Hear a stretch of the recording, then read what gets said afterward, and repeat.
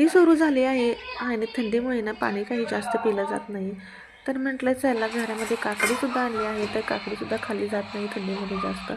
तर म्हटलं चला काकडीपासून काहीतरी छान असं बनवावं, जेणेकरून काकडी आणलेली आहे तीसुद्धा वाया जाणार नाही आणि शरीरातील पाण्याची कमतरता आहे तीसुद्धा भागली जाईल. त्यामुळे मी म्हटलं चला त्याच्यापासून आता थालीपीठच तयार करावं. तर सुरुवातीला काकडी जी आहे त्याच्यावरील साल काढून घेतली, छानपैकी असं त्याला खिसून घेतलं. जी आहे ती अशा प्रकारे एवढी काकडी तयार झालेली होती. तर किसलेली काकडी जी आहे ती बाजूला ठेवली नाही. चला तर म्हटलं आता याच्यापासून आता थालीपीठ बनवायचं म्हटल्यानंतर वाटण केलं पाहिजे. तर हिरवी मिरची, आलं आणि लसूण मी इथं वाटण करण्यासाठी घेतलेलं आहे. छानपैकी मिक्सरला वाटून घेतलं. वाटण जे करून घेतलेलं होतं ते सुद्धा यामध्ये किसून घेतलेल्या काकडीमध्ये काढून घेतलं एका प्लेटमध्ये.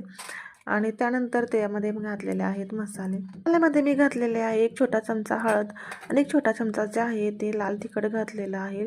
छोट्या मुलांसाठी मी थालीपीठ बनवणार आहे, त्यामुळे तिखट जे आहे ते मी कमी वापरले आहे. त्यानंतर यामध्ये घातलेलं आहे हिंग, धनिया पावडर घातलेले आहे, जिरे पावडरसुद्धा तुम्ही यामध्ये घालू शकता. त्यानंतर बारीक चिरलेली कोथिंबीर घातलेली आहे. 2 चमचे जे आहे ते बेसन पीठ घातलं आणि 1 अर्धी वाटी आहे ते यामध्ये गव्हाचं पीठ घातलेलं आहे. यामध्ये पाणी घालून छानपैकी याला असं मिक्स करून घेतलेलं आहे. अशा प्रकारे जे आहे ते पातळसर मी याला बनवून घेतलेलं आहे, जेणेकरून तव्यावरतीच मी थालीपीठ जे आहे ते बनवून घेणार आहे. त्यानंतर यामध्ये मी मीठ घातलेलं आहे. मीठ घालून छानपैकी याला मिक्स करून घेतलं. इथं बॅटर तयार आहे. तर चला म्हटलं पॅनमध्ये आपण हे थालीपीठ बनवून घेणार आहे. तर पॅन इथे मी गॅसवरती गरम करून घेतलेलं आहे.